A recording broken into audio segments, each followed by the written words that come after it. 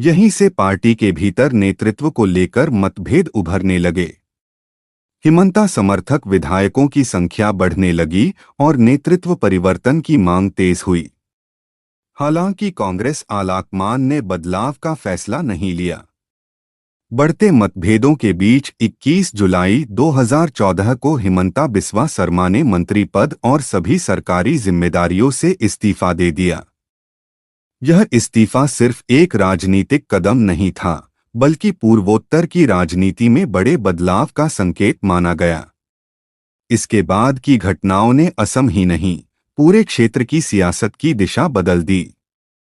यह सिर्फ एक नेता की कहानी नहीं, यह उस राजनीतिक मोड़ की कहानी है जिसने असम ही नहीं, पूरे पूर्वोत्तर की सियासत की दिशा बदल दी। असम के मौजूदा मुख्यमंत्री हिमंता बिस्वा शर्मा का राजनीतिक सफर भारतीय राजनीति की सबसे चर्चित कहानियों में गिना जाता है। 1 फरवरी 1969 को जोरहाट में जन्मे हिमंता ने छात्र राजनीति से अपने सार्वजनिक जीवन की शुरुआत की। गुवाहाटी के कॉटन कॉलेज से पढ़ाई और फिर कानून की डिग्री लेने के बाद उन्होंने गुवाहाटी हाई कोर्ट में वकालत की, लेकिन जल्द ही सक्रिय राजनीति में उतर आए। यह सिर्फ एक नेता की कहानी नहीं, यह उस राजनीतिक मोड़ की कहानी है जिसने असम ही नहीं, पूरे पूर्वोत्तर की सियासत की दिशा बदल दी। असम के मौजूदा मुख्यमंत्री हिमंता बिस्वा शर्मा का राजनीतिक सफर भारतीय राजनीति की सबसे चर्चित कहानियों में गिना जाता है। 1 फरवरी 1969 को जोरहाट में जन्मे हिमंता ने छात्र राजनीति से अपने सार्वजनिक जीवन की शुरुआत की। गुवाहाटी के कॉटन कॉलेज से पढ़ाई और फिर कानून की डिग्री लेने के बाद उन्होंने गुवाहाटी हाई कोर्ट में वकालत की, लेकिन जल्द ही सक्रिय राजनीति में उतर आए। साल 2001 में कांग्रेस के टिकट पर जलुकबाड़ी सीट से चुनाव जीतकर उन्होंने विधानसभा में एंट्री की। पहली ही बार में उन्हें कैबिनेट मंत्री बनाया गया। अगले करीब 14 वर्षों तक वे कांग्रेस सरकार का अहम चेहरा रहे।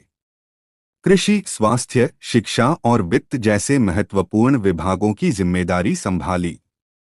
स्वास्थ्य मंत्री रहते हुए 3 नए मेडिकल कॉलेज खोले गए, जबकि शिक्षा मंत्री के रूप में टीटी के जरिए 50,000 से अधिक शिक्षकों की भर्ती को पारदर्शी प्रक्रिया के तौर पर देखा गया। राजनीतिक विश्लेषकों के मुताबिक वे सिर्फ मंत्री ही नहीं बल्कि कांग्रेस के रणनीतिकार भी थे। 2011 के विधानसभा चुनाव में कांग्रेस की जीत के पीछे उनकी रणनीति को महत्वपूर्ण माना गया। उस समय के मुख्यमंत्री तरुण गोगोई के बाद पार्टी में उनका कद नंबर 2 का माना जाने लगा था। यहीं से पार्टी के भीतर नेतृत्व को लेकर मतभेद उभरने लगे। हिमंता समर्थक विधायकों की संख्या बढ़ने लगी और नेतृत्व परिवर्तन की मांग तेज हुई। हालांकि कांग्रेस आलाकमान ने बदलाव का फैसला नहीं लिया। बढ़ते मतभेदों के बीच 21 जुलाई 2014 को हिमंता बिस्वा शर्मा ने मंत्री पद और सभी सरकारी जिम्मेदारियों से इस्तीफा दे दिया। यह इस्तीफा सिर्फ एक राजनीतिक कदम नहीं था, बल्कि पूर्वोत्तर की राजनीति में बड़े बदलाव का संकेत माना गया।